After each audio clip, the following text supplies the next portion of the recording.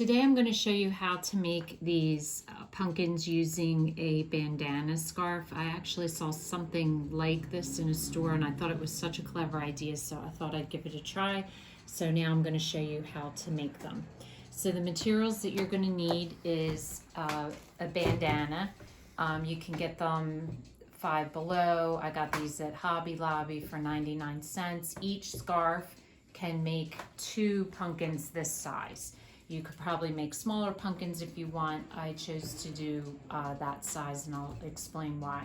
We need twine, some felt if you choose to do leaves.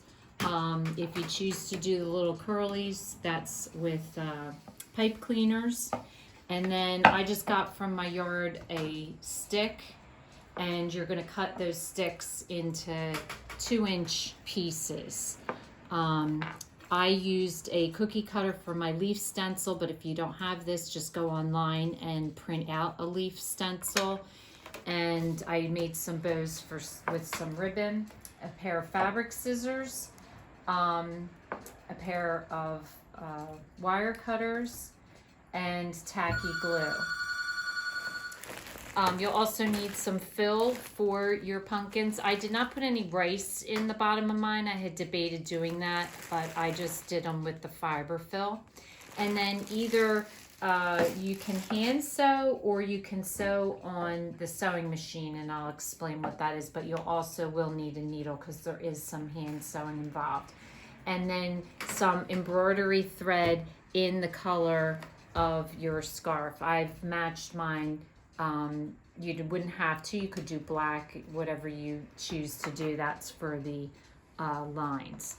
Okay, so the first thing you're going to need to do to get started is you're going to cut your scarf in half.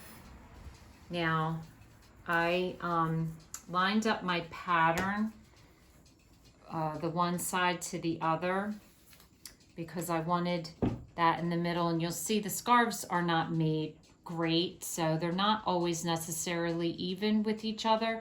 So that's why I line up the pattern, because I want to get the pattern equal in the center so that each pumpkin has the same amount of pattern. So I'm just lining up the pattern as best I can. I'm not worrying so much about the edges, because I know that the scarves aren't made perfectly square. So once you get your pattern lined up, then what you're going to do is you're just going to cut it in half so that you have 2 halves.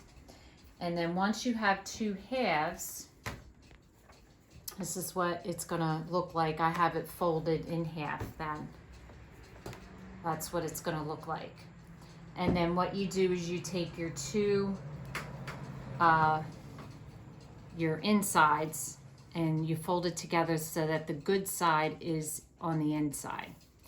And then either, if you have a sewing machine, run a stitch along the pattern like I did right here.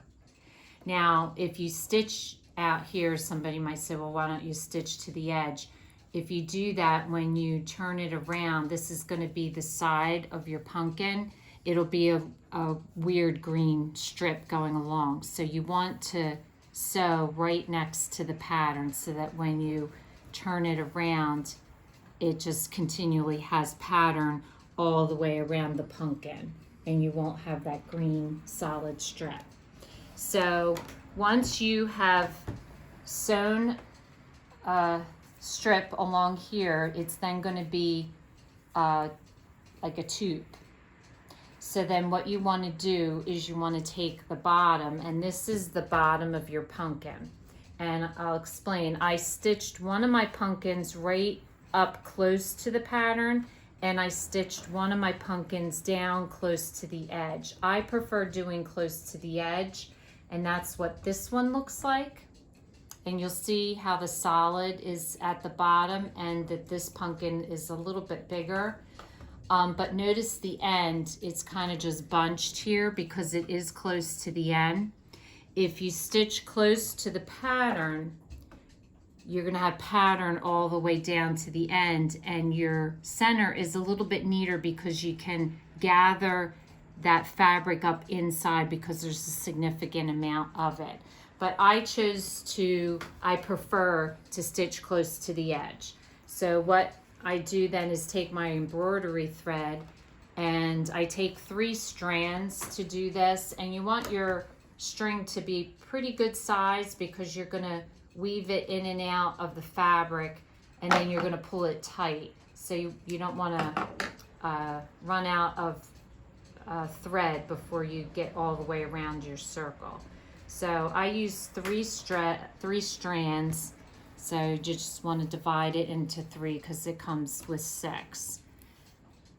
And then once you get the 3 strands, put a significant knot into the end of your thread, because what I found is if you just do like a small knot, it'll pull through this fabric because this fabric has kind of a loose weave. And as I was pulling it tight, the knot was pulling through the fabric. So I make sure that I put a really pretty significant knot on the end so that it won't pull through the fabric. So you might want to knot it 2 and 3 times on top of each other and get a really decent size knot on the end of your string so that it doesn't pull through. So to get started, I just start at the edge of where I stitched, and this is still with the good side in and the bad side is on this side. So you're going to flip it once you get this done, but you just want to weave your needle in and out and gather the fabric, and you want to go all the way around the circle until you come back to where you start. So once you've gone all the way around, you want to pull this as tight as you can, and you're going to gather it up. And then what I do is I just wrap my string around it once and continue to pull, and then you're just going to knot it off.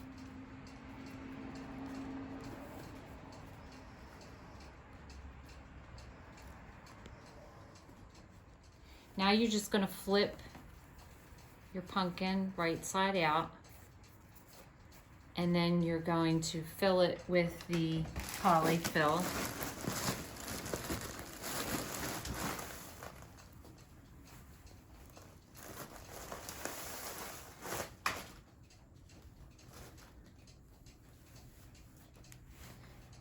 And I just push it down, make sure it's even all the way around.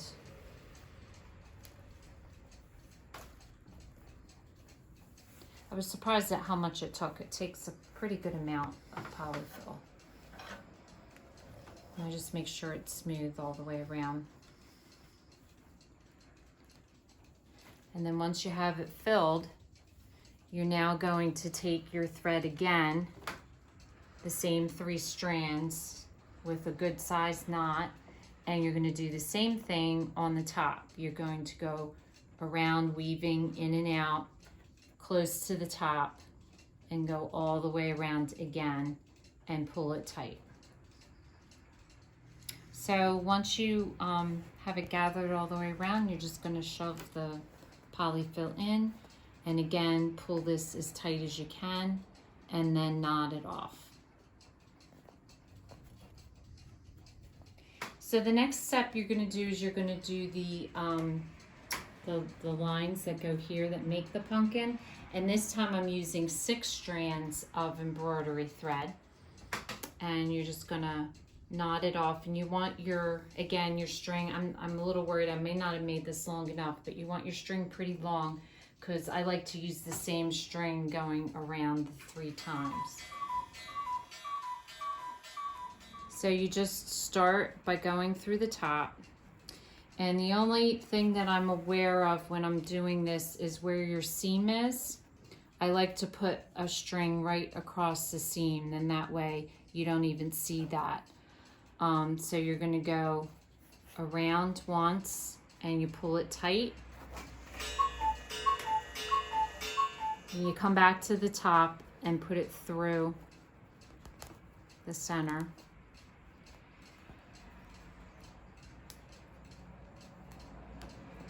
Sometimes. Okay. And then you're going to go around another quarter I like to do 3. So you just want to divide it evenly. And then you're going to do the same thing again and do your 3rd going around. So once you come your 3rd time around, you'll have a nice, neat X's at the bottom. You're going to come around, hold it, pull it tight so that it all bunches, and then you're just going to knot it again at the top. Just make sure you hold on to the thread so that it doesn't get loose on you.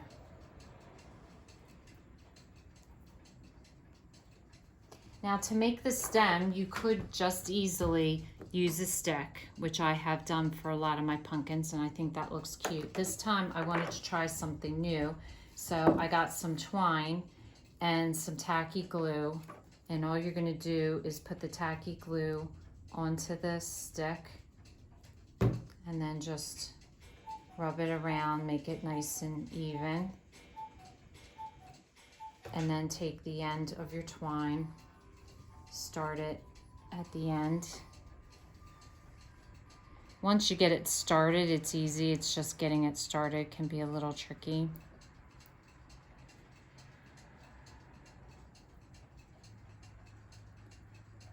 But once you get it going, it's very easy. And you just want to twist it and run your twine all the way up the string to get to the other end. So the next step is to take your felt. Like I said, I'm using a cookie cutter, but if you don't have that, you can find a stencil. Make one by printing a leaf out online that you'd like. But I'm basically just tracing this with a pen onto some felt, and I'm going to cut out some leaves to go on it. You wouldn't have to put the leaves on it. You could just do the stem. You could do the little curlies. You could put a bow. There's lots of different ways that you could decorate the pumpkin.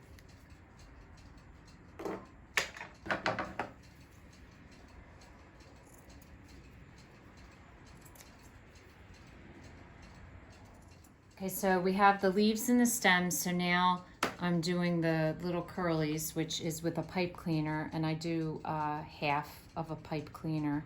So I just use the wire cutters to cut it in half. And then I just take my pen and just twirl it around the pen. And then what I do to just make it like a little different, I kind of just squeeze it, stretch it a little bit so that it doesn't look like perfect. So just take it off and then just kind of make it tighter, stretch it, move it around a little bit. That's all you need. So now, if you want to put a bow on, you can put a bow on too. Or you could just do the leaves and a bow, or the curlies and a bow, whatever you choose. So for this one, I'm going to do 2 curlies, stem, and 2 leaves, and this all gets hot glued. So the first things you want to glue on are your leaves, and you want to glue them as close to the center as possible.